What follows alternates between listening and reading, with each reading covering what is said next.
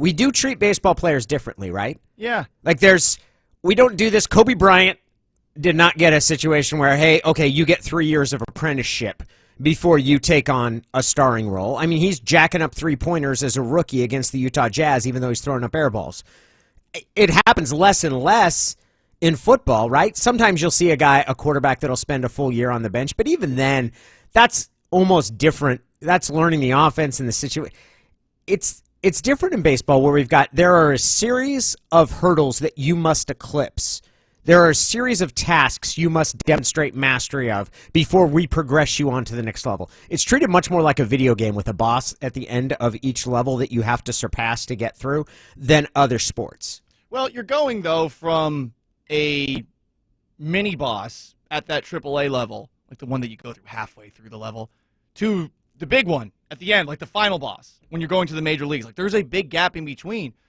So, honestly, I mean, to get better, say you're playing Mike Tyson's Punch-Out. Don't you want to go up against Mike Tyson as many times as possible so you can figure out how to actually beat him?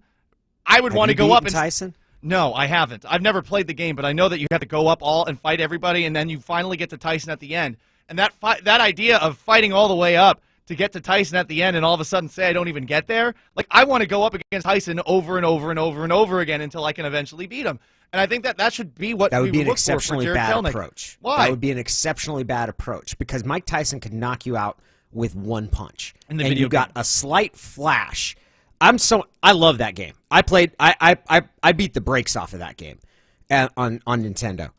You had to work up to it. You couldn't beat Tyson if you couldn't beat his name was it Razor Ruddock, or that might have been an actual boxer. What happens? They had if you couldn't beat the Macho Man, how are you going to handle against Mike Tyson? Mike Tyson, you'd have to hold your eyes pried open to wait for the slash when he was about to hit you with the uppercut, and if he landed that, you were going down. I get what you're saying. You have to work up to that. But you work up to it when you finally get to face him. Okay, I think Kelenic got to that point, and look, the struggles are real. He does not look good right now, and he probably should be sent down.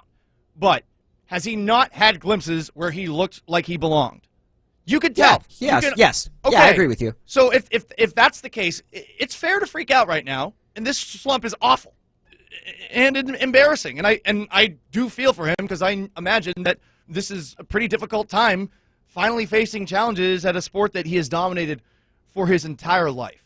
But we can't all of a sudden act as if like it's been ruined for him. I feel like this is just something he's going to have to get through. And I've seen this happen with young athletes before, specifically a young baseball player by the name of Alex Bregman. Throw all the cheating stuff to the side. He started off his career 2 for 38.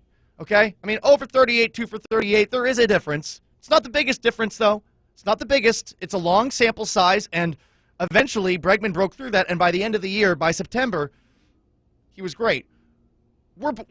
I specifically, but I think we all are generally overreactive when we see a young prospect come up, and we are assuming right away that we are going to see things. But if there is a process of development, he still needs to be getting those major league at-bats, those major league reps, and I think he's eventually going to figure it out. You know, like maybe this is a disaster, but I don't think right now, because of this 0 for 38 slump, we should be saying, oh, there's no way he's going to be able to salvage himself out of this. They've brought him up too early. He's going to never, ever amount to the player that he could have been. One of the things in baseball, and the reason I think you have so many different rungs of the development ladder, is because it's about learning to deal with failure, right? Like, that is a huge part of baseball. It's like, we talk about it in football all the time with cornerbacks. Cornerbacks have to have a short memory. Cornerbacks have to overlook that. Every baseball player has to basically be like that way. And not only that, but in baseball, your failures are so much more repeated. And a successful player, I mean, the whole, hey, a successful guy makes an out 70% of the time. And you have to learn to deal with that. And for someone like Kelenic, this is his first taste of that. And he is going to have to deal with that. And maybe what you're saying is right, Paul, that you push a prospect to the point of failure. That's generally how you develop a guy. And once he fails, then you kind of let him work his way through that, or you recalculate. But you push them to the point of failure. Experiencing failure is part of the point. And maybe for Kelenic, this is happening in his first extended stint on the biggest stage, but that nobody should be that, because failure is part of the process here, and he's going to have to learn to deal with this. And he's having to learn to deal with it right out of the chute, and it's more exaggerated, but one way or the other, he was going to get to this point. Right. And I'd say sooner rather than later. I can understand the idea of saying, well, you don't want to rush him to the point where you bring him all the way up, but he had proven at those other levels that he at the very least knew what he was doing there. I don't think the challenge was as serious at that AAA level. So I'm all aboard bringing him up the way that they have and seeing what he can do the remainder of this year. But just like with Taylor Trammell, it's probably time to start thinking about giving him a little bit more mojo by sending him back down. He comes back up, maybe the approach is different, he has a clean slate, he feels better about himself, refreshed, and then we get to see what we were hoping for from him this year.